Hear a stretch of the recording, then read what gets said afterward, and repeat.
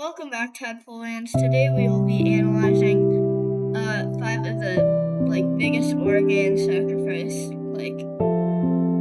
games of all time. Oh, I'm ranking them from 1 to 5. This is number 5 in my opinion. The Morphe game or the Opry game. Some are called the different. Okay, Morphe is white. Opens up with E4. E5, knight f3, D6, D4. I'm sure you guys have seen this at least one time. Put in the comments if you haven't. So yeah. Bishop to G4, D takes E5, bishop takes, queen takes, and that's already bishop better. D takes E5, bishop C4, trying to checkmate black. Knight f6, queen b3, trying to go for checkmate again. Queen to e7, knight to c3. Not capturing this yet because he doesn't really have to. I mean, if he captured it right now, yeah, it's obviously very good. But there is queen to b4, and it's not as good as what he played in the game. Knight to c3, c6, bishop g5. Trying to pin the knight and develop a piece so maybe he can castle queenside. B5, and this was a mistake. And knight takes b5 was played by Morphe. C takes b5, takes knight b7, and now Morphe does castle. Rook d8, rook takes d7. Yeah, this is obviously one of the very famous sacrifice, because you cannot take with the knight because you lose your queen. If you take with the queen, then you lose your queen. So yeah, they took back with the rook, knight d1, and it's completely lost. Queen to e6 was tried. Now Fisher played bishop takes d7, and he played knight takes d7. And here I'll let you pause the video and try to find mate and 2 for white. Okay. Queen to b8, congratulations to those of you who found this. Because, well, they're forced to take, and then it's checkmate. For this Oregon, I'm low-key gonna say, like, 1,000 Oregon for sure. It's 1,000 or 10,000. Probably close to 1,000. Alright, next we have the famous game, which was the Immortal game. Oh yeah, by the way, this is public, so if you guys want to check it out, you can. It's on Lead Chess, made by me, Tadpole. Next game, the Immortal game, played by Adolf Anderson, one of the most famous attacking players of all time. E4, E5, King's Gambit. If you know him, he played King's Gambit a lot.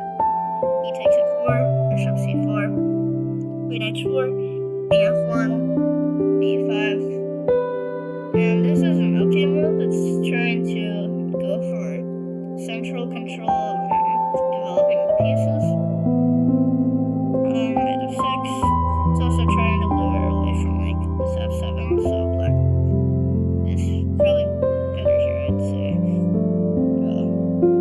Really slightly better for white because of the center. Stuff like this, maybe. But they didn't really back then. It was like the 1840s. Knight f3, queen h6, e3, knight h5. This turns here. So say white was like a random move. There's this. And if you're like, oh, well, white can take, then this is just way worse. So Adolf played knight h4, which was a mistake. He should have gone rook g1, according to the computer. Queen to g5, knight f5, c6. Trying to kick the bishop. He goes to g4 here, trying to counterattack. Obviously, you cannot take back because you would lose your queen here. So he plays knight f6 instead. Rook to g1, trying to go for a queen trap. Or limiting the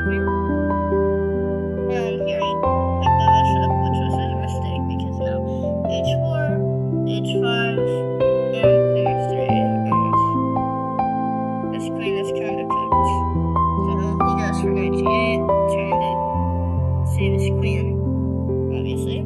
Bishop takes f4, queen f6. And now white is so much ahead in space. It doesn't really matter. There's a lot of good moves. You can't play e5 because of this, just in case you thought that's just a missed tactic. So he goes for knight c3, trying to get rid of this. Bishop c5.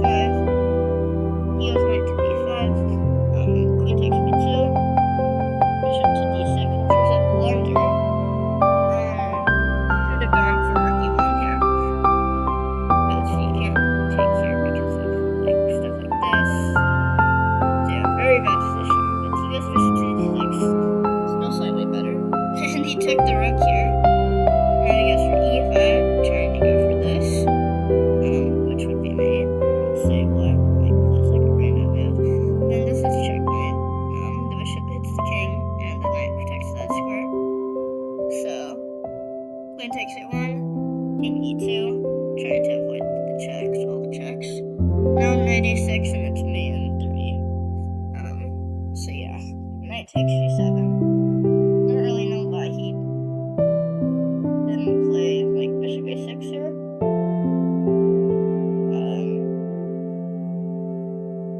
It still would have been way worse, obviously. Probably like +3 if I had to guess, but or like +2 maybe. But it's still not like completely. It's not checkmate already. But knight takes g7, king d8, queen f6. Had to throw in a little bit of disrespect there.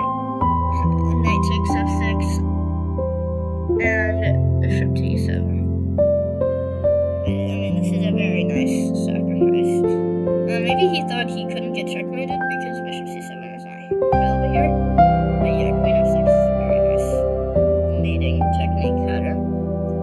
For this, I'll say plus 5,000 more insane.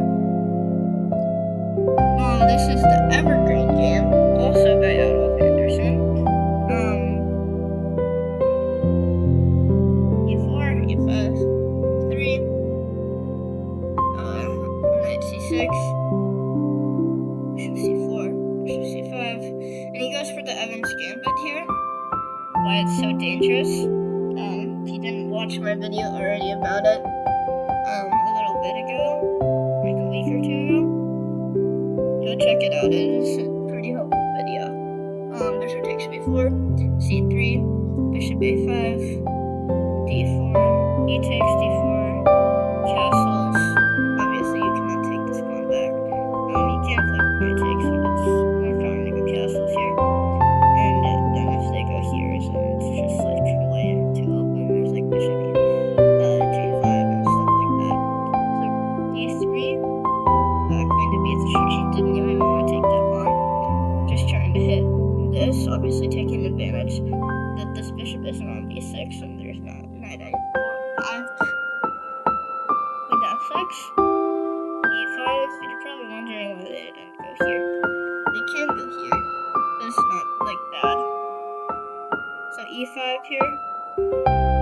If you're wondering why they didn't take here, then you take on f7 and it's just not very good. So queen to g6 instead. Rook e1. Just trying to centralize this rook, I guess. Knight to e7. Bishop a3. Trying to aim the bishops. He goes for b5 here, an interesting move. I don't know really why he played this. Queen takes b5, rook b8, queen a4, and he's only down one pawn and has a lot of activity here. This pawn on d3 isn't really doing much. His plan is most likely to eventually develop this knight. Bishop to b6, just making it way easier on him, I guess. And yeah, he's gonna try to develop this knight somewhere into the attack. Knight to e4, queen f5, a very big blunder. He just takes the pawn.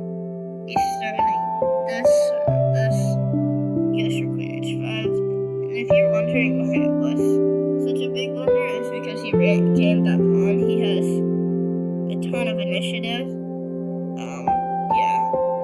But unfortunately, he goes for knight f6 here.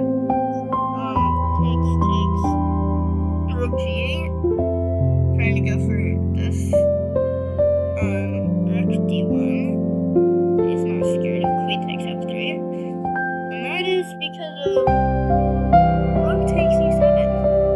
And he should have gone king to d8 here, and it would have been a little bit harder. And it still would have been pretty easy. I mean, you can just go from bishop to d8, or bishop to e4, and something like this. But it would have been way harder than playing knight takes e7, because this is an amazing sacrifice. Queen takes d7, king takes d7, bishop to f5, and the king could go here, but that is man one with bishop to d7. So the king goes to e8, bishop to d7, king f8, and bishop takes e7 only has two bishops and a rook left when black has a queen and a rook advantage. They do have, I mean, white has like two more extra ones, but that doesn't really matter. So yeah, this game I'm gonna say plus 15,000 or 10,000 aura for sure. Insane game. Alright, this one I started looking at because it was very interesting. Kasparov, I'm sure you've heard of that, Garry Kasparov, and Veselin Topalov, a very famous player from the 90s. D6, E4, knight F6, knight C3, G6, bishop E3, G7, queen to D2, C6, F3, just the normal thing. And the king is Indian, black is gonna get the castle. King side, white can castle queen side, B5, knight E2, knight D7, bishop H6, trying to trade off these bishops so it doesn't become a nuisance. The trade off, bishop to B7, A3, E5, castles, knight to E7, king B1, trying to slide the king out of the way of what could be the rook. Coming in, A6, knight C1, and black castles king or queen side because they do not want to get attacked when queen is right here. It would only take a few moves for black to be very cooked. So Kasparov goes knight b3 here. Trades. Takes with the rook. I probably would have taken with the knight, but this is good too, I think. Trying to go for maybe like a rook lift at some point. No. Like attacking with the rook. D5, rook back to D1. Knight B6, G3, king B8, knight A5, bishop A8, obviously not wanting to give up this bishop. And if they went bishop to C8, there's knight to C6.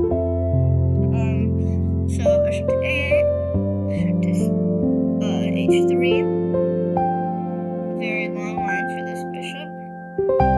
D5, queen to F4, king to A7, rook E1, D4, knight to D5. Trade. Now Kasparov's rooks are a little bit more active. It's still slightly better for black, but queen to D6, rook takes D4. An amazing sacrifice, and Topalov says, I call your bluff, that's not a real sacrifice, it doesn't work. He captures, which is a blunder.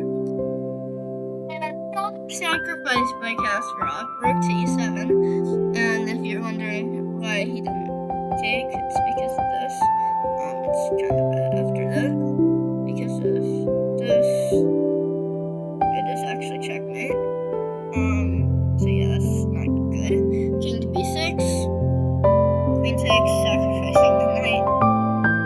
King takes A5, B4, king A4, queen to C3, which is a mistake, but he's still better, even though he's like cooked in material. After they take the rook, now it's checkmate. So yeah, goes for queen takes D5, rook to A7, threatening another mate. Bishop E7, rook takes A7 because they can't take because it's mate. Queen to C4. Obviously, you can't trade queens because trade queens, you're just down 4 points of material and it's completely lost. So Kasparov takes the knight, trying to mate. If rook D1 is the best move here, giving a check and trying to stay active. But Apollo makes the mistake of going king takes c3.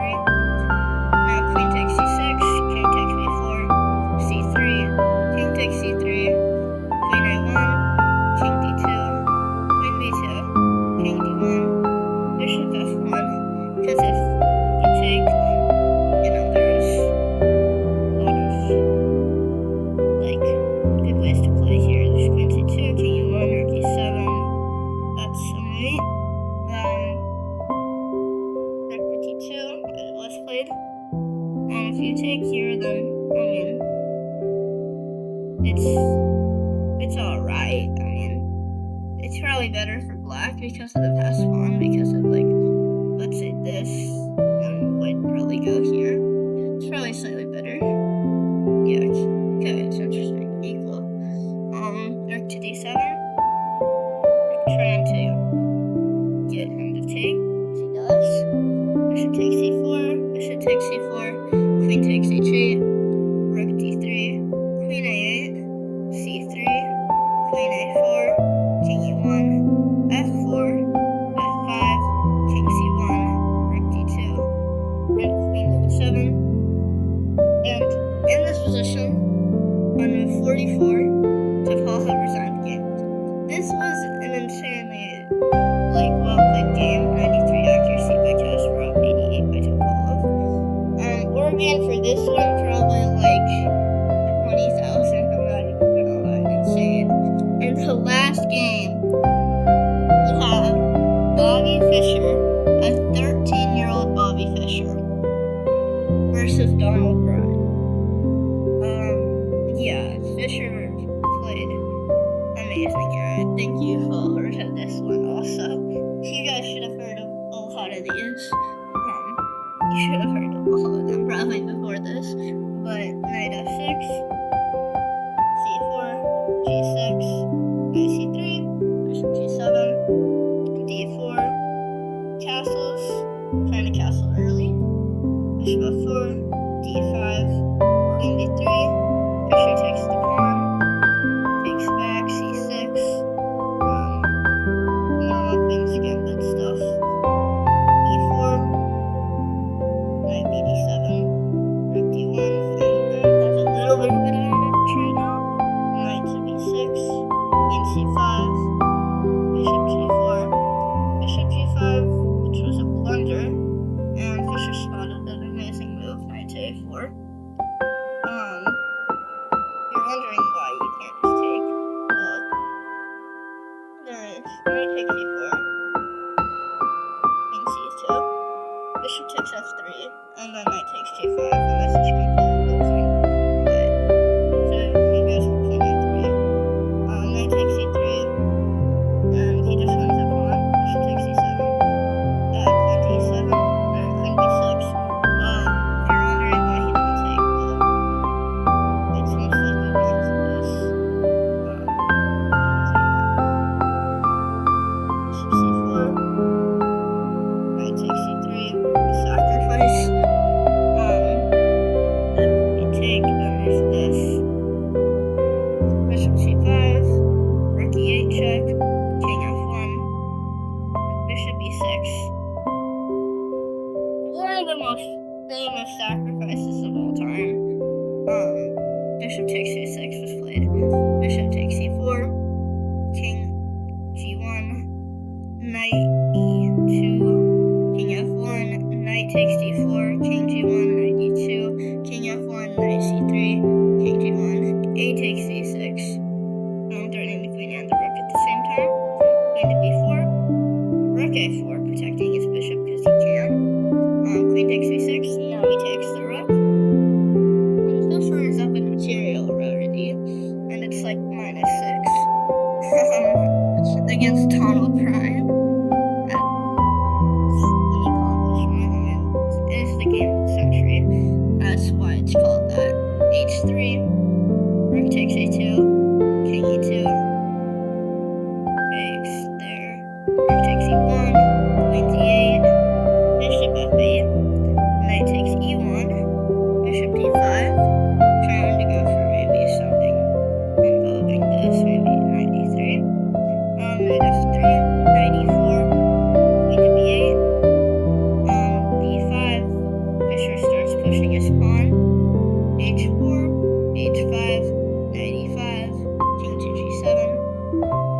goes king g1, bishop c5, king f1, and now it's mate in 5.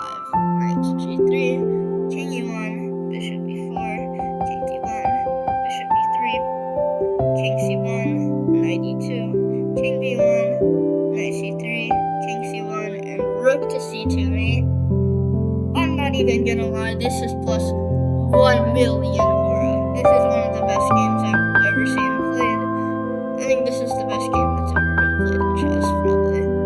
Most memorable game of chess by far. Make sure to subscribe. See you guys in the next one. By the way, this is only chess. It is called Top 5 Most Aura Sacrifices, except the tadpole chess.